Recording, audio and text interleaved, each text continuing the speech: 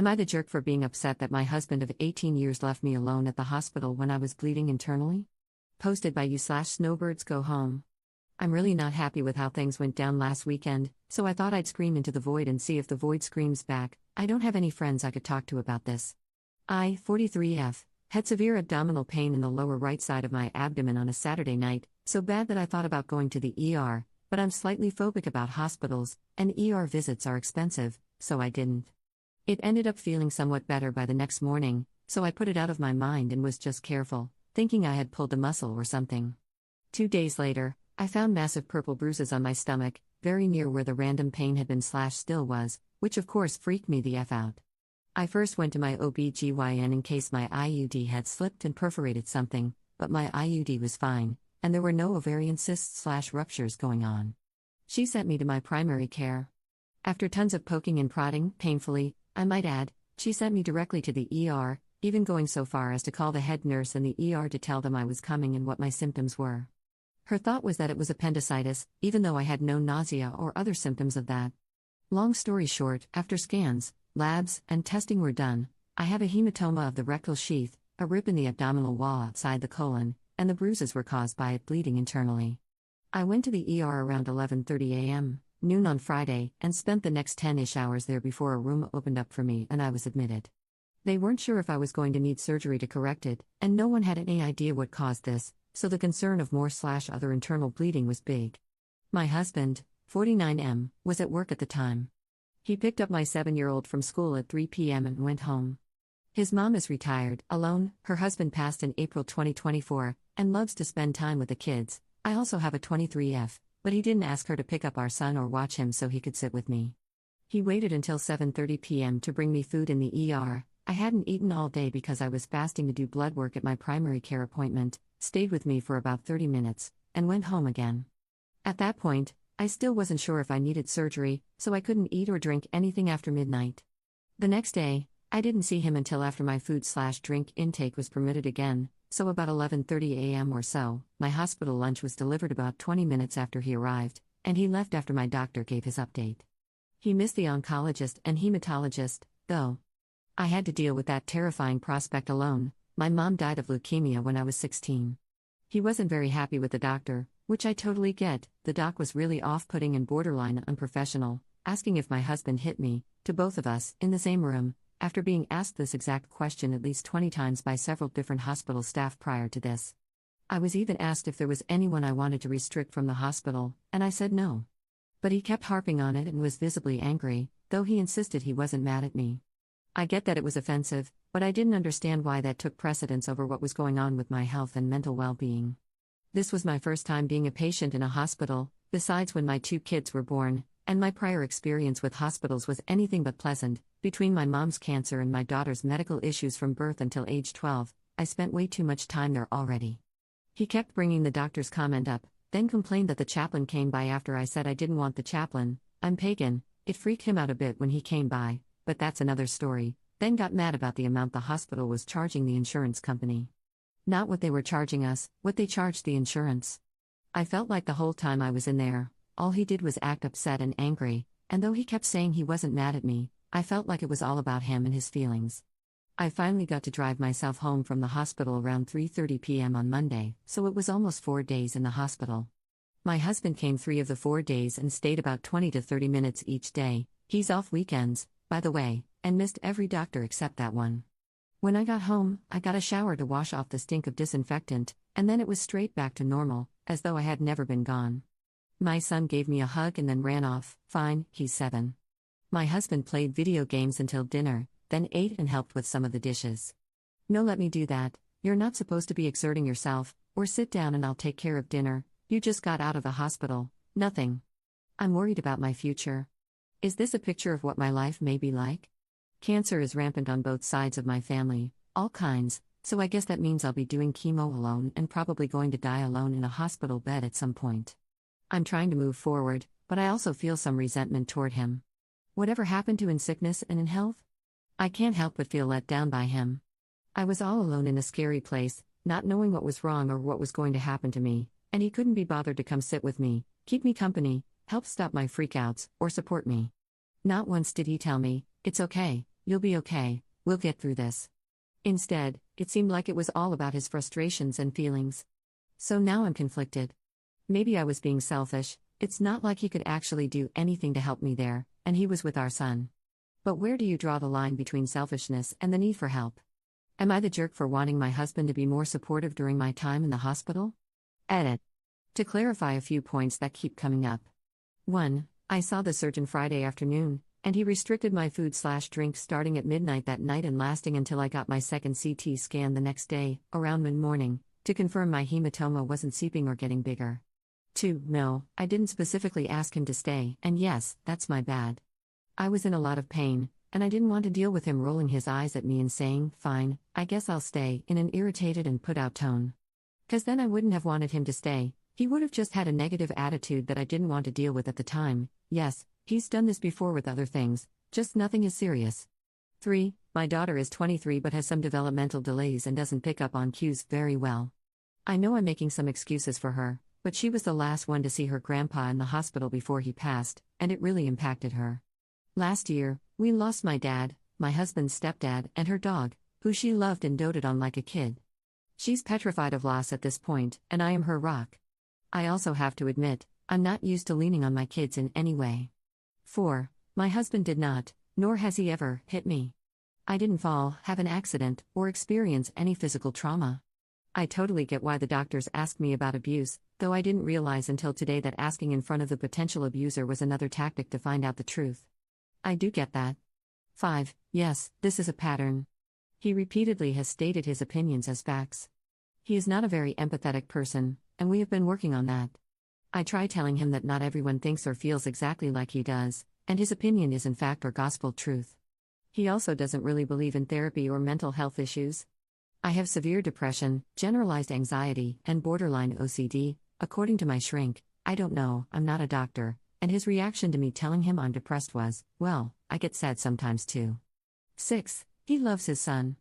He and my daughter have a somewhat complicated relationship since they clash heads a lot, but he's been a way better father figure than my ex, so much more involved in her life, and adopted her as an adult. Her bio dad wouldn't agree to the adoption prior, even though he wouldn't even talk to my daughter. 7. When I gave birth to our son, he was there while I was in labor and there through the entire birth process. However, once we were out of the labor and delivery area and in a private room, he just assumed he would go back home and see me sometime the next day. I had to convince him to stay with my son and me for the next couple of days in the hospital. Update 6 days later. For those interested enough to want to follow up, here goes, and please, if possible, be kind, I've got a lot on my head right now. So, I finally talked to my husband about my hospital stay, and it didn't go well. Admittedly, I didn't pick the best time to talk and said things in anger. I wouldn't take back anything I said, and I wasn't mean or cruel in how I delivered it, but I wish I had picked a better time so that he was in a better mindset to receive the info. We were talking about an upcoming medical appointment for my daughter, and I said that we'd be leaving at X time the next day. His response, "You're taking her? Don't you have to work?" Me, yes. Yes, I do, so I'm going to have to call in absent because she is getting meds that won't allow her to drive home, and this is a traumatic experience, so she needs support. We already asked her bestie and her grandma, both have uncancelable things going on. Him, well, I can take her. Me, really? It could take all day, you're cool with that? Him, ranting for a while about how she can just get dropped off, she's an adult, and it's her problem. Me, again, I'm totally admitting this was not the best way to bring up these topics, yes, because not only will she need a ride home, but she needs the support. Like I needed support in the hospital. But you weren't there. I had to do it alone? Him, what was I supposed to do? Just sit there? Me, no, you could have reassured me, you could have held my hand so I wasn't freaking out so much, or just talked to me so my thoughts didn't spiral. What if I had bled out and they needed consent to operate? You weren't there to give it. Instead, you were there 20 to 30 minutes at most and pissed every visit. Some people need emotional support. Him, scoffs. Me, well, at least I know what to expect for the future. I'll be going to chemo appointments alone, sitting in my hospital bed/nursing home alone, and dying alone. 'Cause being there for me or anyone inconveniences you. Him, a bunch of childish BS, okays and whatevers. Then proceeds to act like nothing happened and immediately falls asleep, even though I have visibly red/puffy eyes from crying. Unfortunately, divorce isn't really an option for me financially or logistically. I can't uproot my kids. Yes, my daughter is 23, but with her current job and housing costs in my area, there's no way she can afford her own place, and my son has great connections in our neighborhood. My only viable plan would be to move to the other side of the country because that's where my only support is. I'd have to quit my job, pull my kid out of school, and move, if the courts would even allow it. So, until my son reaches an appropriate age, I'm staying with the expectation that I don't have a husband, I have a roommate with occasional benefits. I'm changing my will and my power of attorney to my sister, but that's the most I can do at this time. For additional clarity, my mom passed when I was 16, and my dad passed last January, though we weren't close at the time. As for my biological family, I talked to one sister and my paternal aunt. Otherwise, I'm an orphan. I'm fairly close with my mother-in-law, enough to the point where she commiserates with me about my husband's behavior. He's a lot like his dad, who she divorced years ago. Lastly, for anyone who wanted a medical update, I've got an appointment with a hematologist/oncologist coming up, but it'll be a while. The worst of my bruises are finally fading, and the rest are gone completely. I'm feeling better every day, but if I move too fast and/or clench my abdominal muscles, I get a nasty pinch. I keep forgetting to take it easy with lifting and bending, but it's not bad, mild enough that an ice pack and a couple ibuprofen take care of the worst of it. Luckily, my job has been amazing and is letting me work from home even on in-office days. They really have been super caring and supportive. So again, thank you to everyone who commented or DM'd me. It really helped me to see past my husband's callous reaction and that it wasn't an unreasonable request to ask him to stay with me.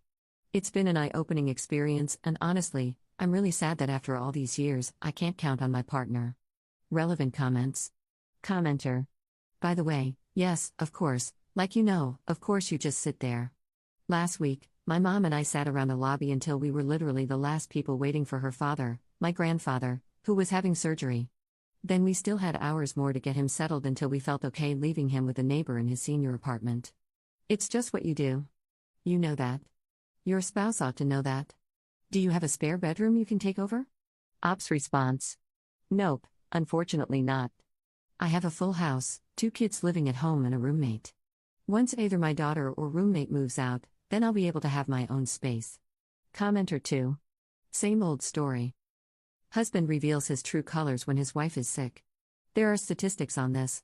In fact, oncologists are trained to talk to women about the fact that there is a high probability their husbands won't stick around when their wife is diagnosed with cancer. After all, what good is a wife appliance that no longer works the way it's supposed to? He can always upgrade to a newer model. Unfortunately, marriage is always a gamble when it comes to this sort of thing. Sorry your husband turned out to be a dud. Ops response. You're not wrong. It happened to my best friend's parents. His mom had gastric bypass surgery that went bad, and she had ongoing issues with her gastrointestinal system and scar tissue buildup. Toward the end, she had an open wound in her abdomen and a wound vac. Her husband wouldn't divorce her because it wasn't financially logical, so he stuck her in a hospice care home until she finally passed. This is what I see my future being. Commenter 2. You're right to see where this is going. He's the type of man who won't leave because it's not financially logical, but he also won't lift a damn finger to be there for you. He's already treating you like a burden rather than a partner. That's who he is, a man who will leave you to rot while keeping you around for convenience. Men like him don't see wives as people. They see them as life facilitators, someone who keeps their house in order, raises their kids, and makes their existence smoother. The moment a woman needs care, suddenly it's too much. But let's be real, if the roles were reversed, you'd be expected to dedicate your entire life to nursing him back to health, no questions asked. That's how men like him operate, selfish to the bone. Since you can't leave yet, make it your mission to prepare for the day you can, and make sure he never sees it coming. Start stashing money away in an account he doesn't know about. Build your exit plan piece by piece, so when the time comes, you walk away without a second glance. Build your network quietly, keep your sister, aunt, and anyone else who genuinely has your back in the loop. Let them know you're planning your future, without him. Take him off your life insurance and medical decision-making rights before he finds a way to benefit from your suffering. Leverage his complacency. He thinks you won't leave? Good. Use that to your advantage. Start documenting every way he fails you, medical visits, emotional negligence, all of it. If he tries to fight you later, you'll have a paper trail to show exactly what kind of person he is. Plan a strategic exit. The day your son is old enough, or any legal barrier is removed, be ready to split fast and clean. If you need to relocate, have job leads and living arrangements sorted out in advance. Make sure your kids know the truth about who he really is, so he doesn't get to play the grieving widower when it's convenient for him. And when you're finally free, make sure he feels it. The comfort you provided? Gone. The stability you ensured? Gone. The support he never deserved? Gone. Let him be exactly what he is at his core, a weak, self-serving parasite who will never know real love because he never had the capacity to give it. When his time comes, he'll be the one alone, with no one to hold his hand, no one to reassure him, and no one to care. And by then, you'll be long gone, living the life he never thought you could have without him.